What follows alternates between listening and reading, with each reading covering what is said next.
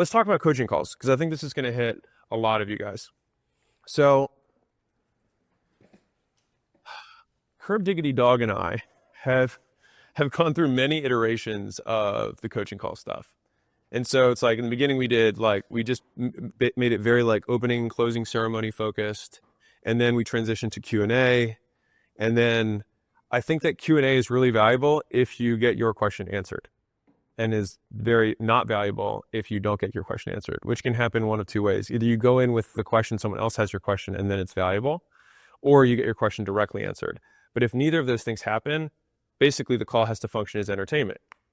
And so we have transitioned to basically a more one-to-many style of Q&A, because basically after like, call it 50 or 100 people on a call, it's really difficult to answer kind of everyone's questions. Like with 50 people, maybe only 15 of them or 20 of them have questions they come with. The other ones, they can, like, at least in the chat, you can address them.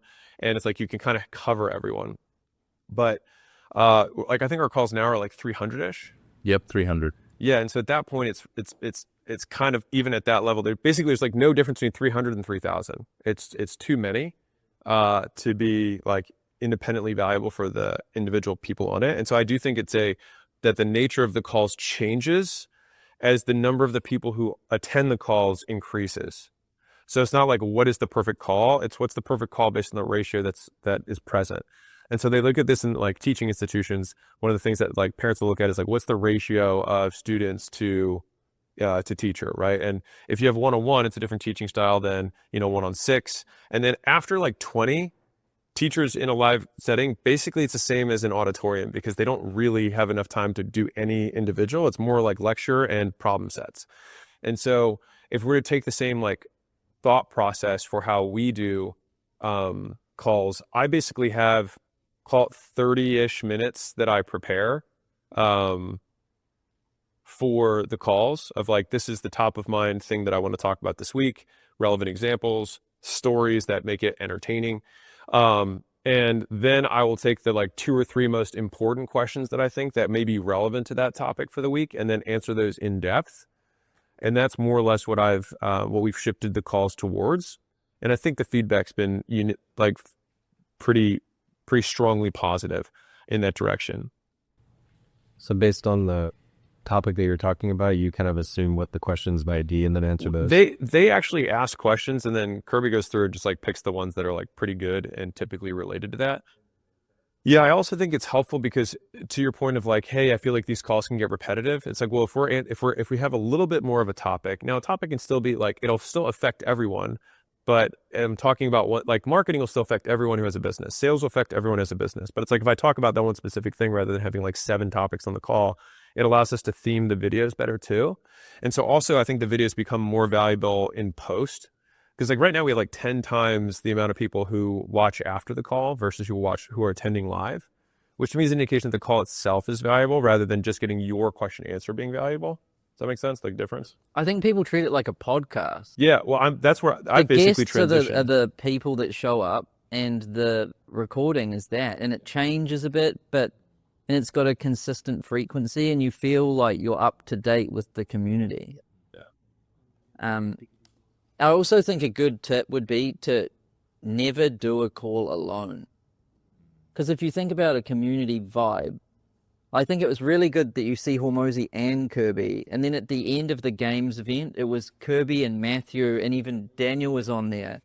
And when that means that you don't need people to ask questions or do stuff to have the energy going, or like it can just kind of go on its own, and it feels more like a community because a lot of people don't know each other yet, but when they see the chemistry between the people on the call, it immediately feels like they're a part of something. You know what I mean? It's so funny that you said that, because I have, like, my content team has just started using the beginning of the Skool games parts as podcast episodes. And so they're like, these are like podcasts. And I was like, yeah, dude, use them. And so if you think about it as a live podcast with a live audience, I think that's also, but I think this is where everyone here is falling short, is that no one here preps. Like, people just turn on live and just expect that their presence is valuable. And that is, well, look at your churn. maybe not true. And so I think actually coming in with some bullets and some narratives, and the way that I do this, because I've been doing podcasts has been my longest platform that I've been able to maintain since July of 17. And the way that I've been able to consistently create content is that whenever an interesting thing happens throughout the week, I just Slack it to myself or I email it to myself. And then when I get into the podcast mode or whatever, I open up my doc that has like the weird things that happened that week. And I'm like, oh, this is a really good one. And then I kind of know what I was going to talk about because I have the quick line of story and then like 3 or 4 bullets that I think are relevant. And just with like, just the narrative and the 3 to 4 takeaways, that's usually enough for me to kind of make a podcast. Now, if you're not as experienced with that, then you'll probably have to push, do a little bit more prep, but that's just something that you learn with skill. Does that make sense? So I think a lot of you could make your calls significantly more valuable if you thought of them as like YouTube videos or podcasts rather than just these random things, and think that people will watch these. You want people to be like, oh, you have to watch the video he did on the 11th because he's got a great thing on this, rather than like, oh, all the Q&A calls are the same. Yeah, shoot. How do you deal with, say, for example, you've had someone in your community, say, for like 3 months, right? And they're way more advanced now than someone just joining. And then the call for that person is super basic, right? Comparative to someone new. How do you balance those sort of things? I guess I get it, obviously, the marketing topic, right? But there's the fundamentals vs someone who's now been doing it for 3, 4, 5 months. It's a good question. I do think it kind of teases at the question that you guys are dealing with, which is like at some point people kind of graduate. And in the beginning, you only have a couple people who graduated. But if you wait long enough, you'll have a good amount of pressure at that next level. And then it can make sense to open up basically you create another barrier that more people have to hop over. And then you get to elevate the level of conversation. Like I talk about almost nothing that's like higher level business on the Skool calls. We do 1 day a week. It's purely for the new members, and they have to attend it one time. And then what we do is gamify the ability to get one-on-one time with us based on actions we want them to take to grow the group. You can also interview that person. Yeah, that's what Dan is doing, like hot seat calls. People love that. Because that's what we do. They go on the Skool Stories podcast and then everyone gets to hear from them. So they're still useful. The fact that they're successful is they can just, instead of asking questions, they might be able to share their story. Yeah, I've been doing a lot more interviews recently with the guys who are sort of further on, and then that's been quite valuable because it's not coming from me, it's coming from someone in their situation. Yeah, it gives them status too. People are less likely to leave a community they have status in. Because like, you're only cool in this community. I'm doing like a live coaching with one person. So I take one person on the hot seat basically, coach that person while others are watching. So it's like improved coaching, but I basically one-to-one coach that person, and then I allow other people also to put in their inputs about that sort of topic to help them up, and then I break them out in breakout rooms so they can take all the discussion further with themselves as a community. People are really loving that in Elkhorn.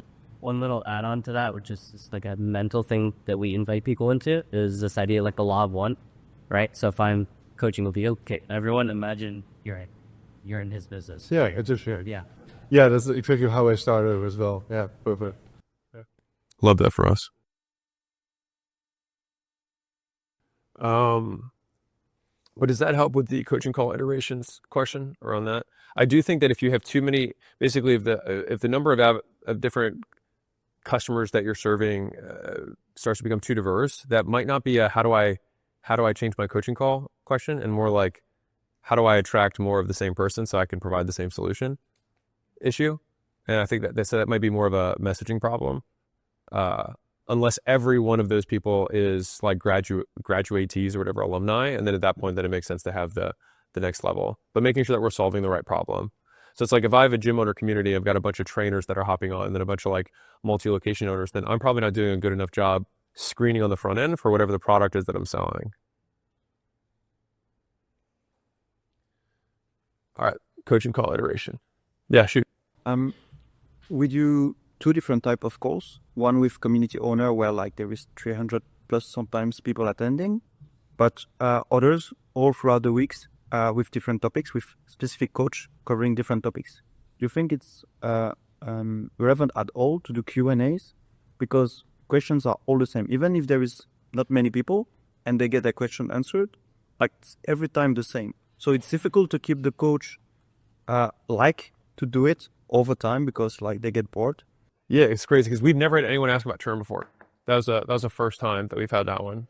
And so I'm playing around. I think a way to reframe it for the coach is that every situation is unique. And so it's like, how can I apply this model to a situation? That'll just help them kind of break the monotony of it. But in terms of should they have Q&A, I would be making up an answer. I do think that Q&A at scale is not that valuable. I think that the permutation that Dylan was talking about of doing one-on-one in front of people, I think can be valuable as long as the people attending are similar to that person. And so that's where, like, if there was a version of this, it'd be like, okay, I'll go deep on this guy who's a 6-figure guy. And so only 6-figure guys come on. If you're smaller, you can attend if you want, but like, it's probably not going to be relevant for you. And if you're smaller, you can go deep on somebody who's smaller. Like that could be a different version of that. Sweet. I already checked that one off. So who had the annual piece? Annual maximization, like who's like, okay. So, what's the question about it? Before launching Skool, we were selling like 700 one-time courses. And we had like great conversion rate on our webinars through this. Now we launched the Skool, we get way more people joining, but churn is very high and lifetime value is about like $300.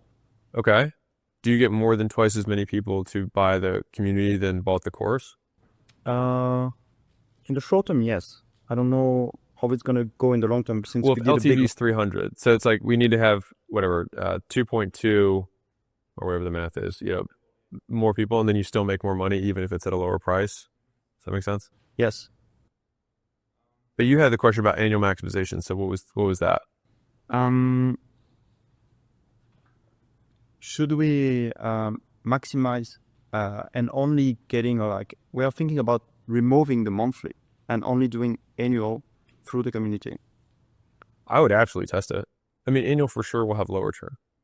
So so the nice thing is, so this is probably a common thing that's worth like everybody like taking note of is that a lot of these questions are solvable with testing and math, which is like how many more people do I need to sell, or how many fewer people will I have to sell in order to make this amount of money that equates to what I was doing, or, doing before.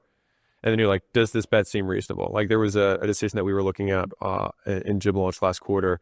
They're like, hey, we're thinking about making this pricing change.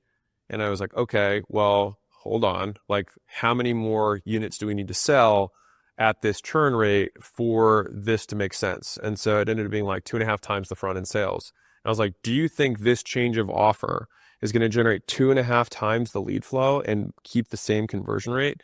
And the exec team was like, I don't know. And I was like, then it's probably not worth making the bet. But being able to quantify it and say like, we'd have to close at least 3 times as many. At least it gives you some reasonable guess that you can guess something more specific. And if you make the guess, you'll find out. But at least it gives you one step of kind of like in between. But I think I still think annual is being wildly underutilized right now.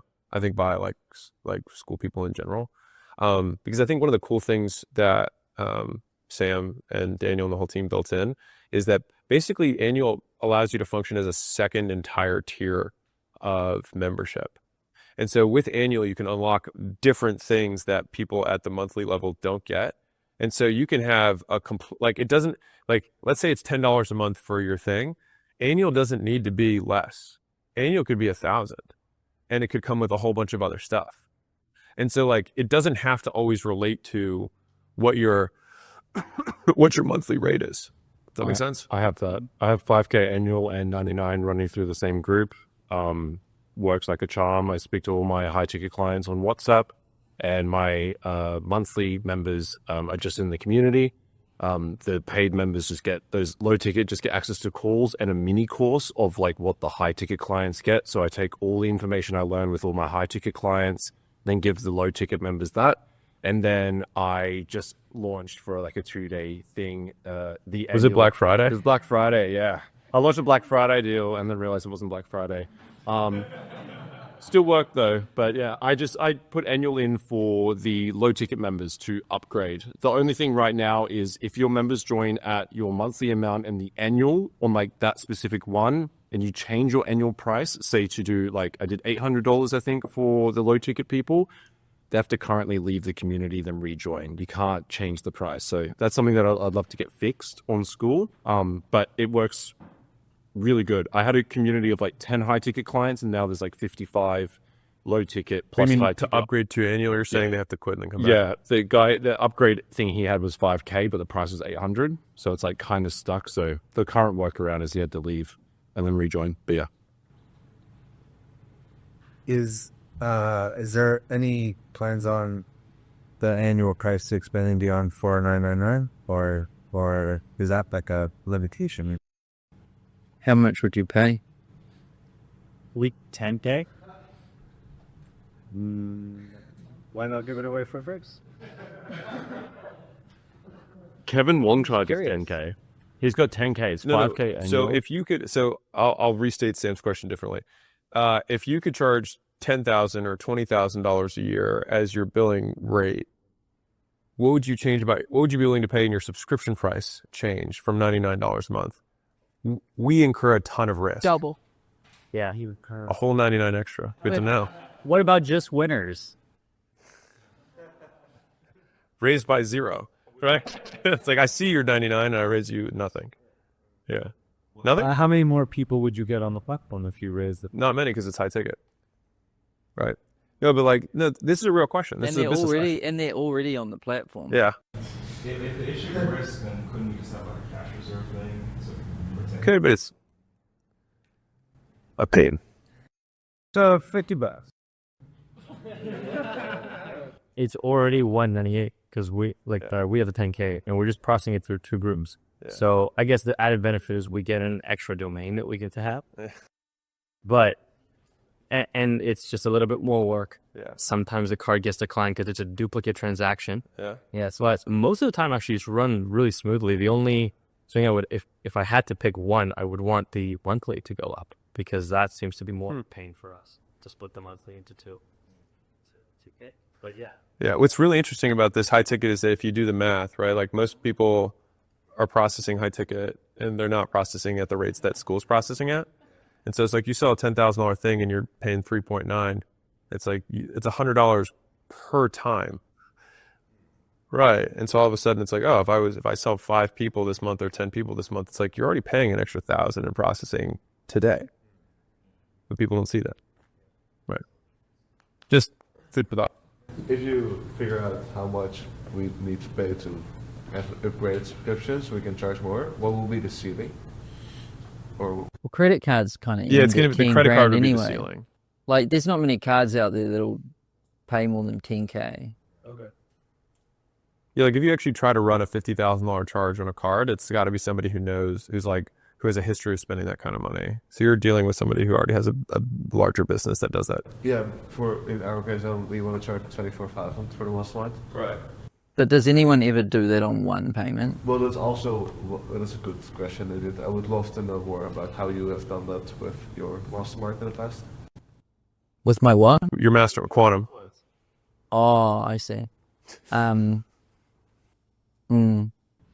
payment was split up 3 for the mastermind. 3 pay.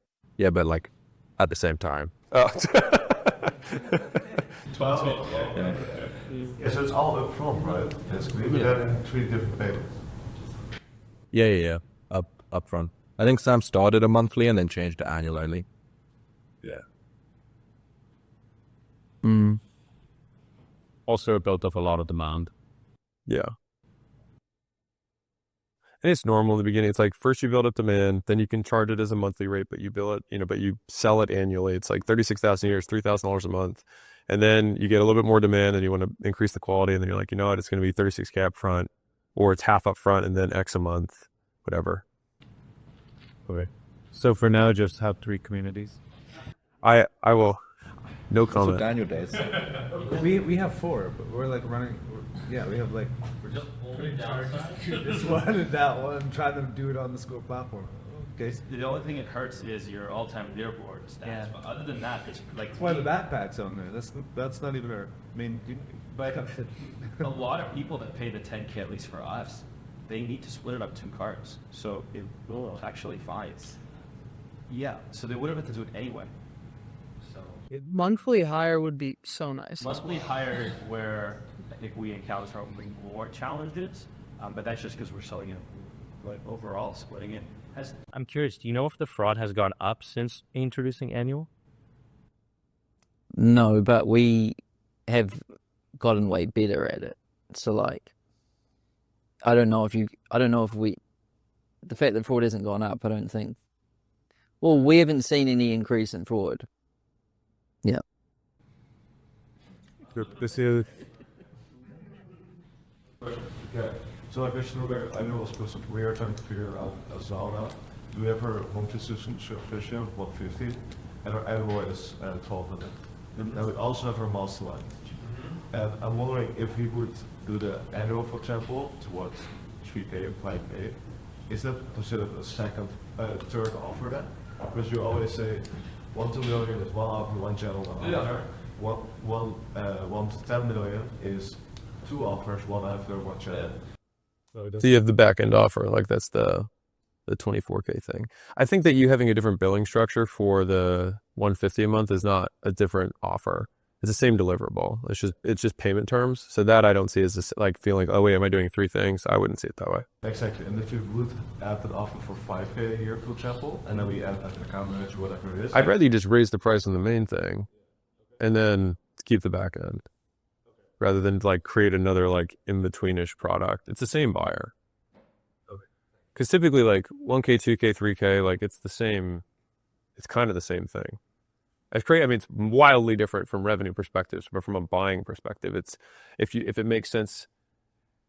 Basically, the conversion rate doesn't drop proportionally to the price increase. You don't sell half as many at 2K as you do at 1K. You sell more than half. Awesome. Perfect. Thank you. It's like a general question for anyone doing high ticket are you guys seeing, I guess, economy wise or whatever, people going for the lower ticket more than higher ticket? Like in general, or are you having struggles selling higher tickets versus? They all said no.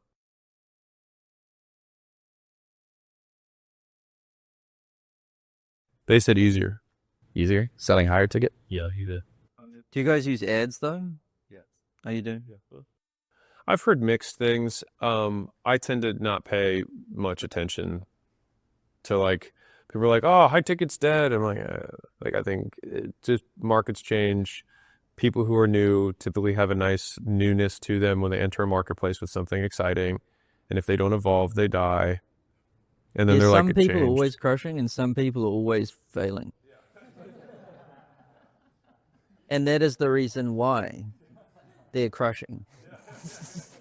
Because they figured something out and the rules changed somehow, yeah. I think it's a belief thing. So yeah. Like, we sell no matter what. The con goes up, never. Yeah. I mean, we did 31 million in sales when 100% of our customers weren't legally allowed to do business. So like, hey, tell me about your gym. I can't do business. Hey, you want to buy gym lunch? So like, that was a big like, that was my end all. Like I stopped caring at all about anyone else at that point. It's like, oh, credit rate's up 2%. I'm like, I could. Is everyone allowed to do business? Okay, great. You know, like who cares? Okay, so that was. So I still think, like I said, I think a lot of people are underutilizing annual. I think it might be worth trying what annual only looks like. Just map out what conversion would need to look like. We also think we have a webinar tomorrow. We do every week. You think it's a good idea to try selling annual first, and then at the end, like opening the monthly but higher price? Yeah, you can. I mean, it's a payment plan functionally. Yeah, you want to anchor high. Present the highest price first.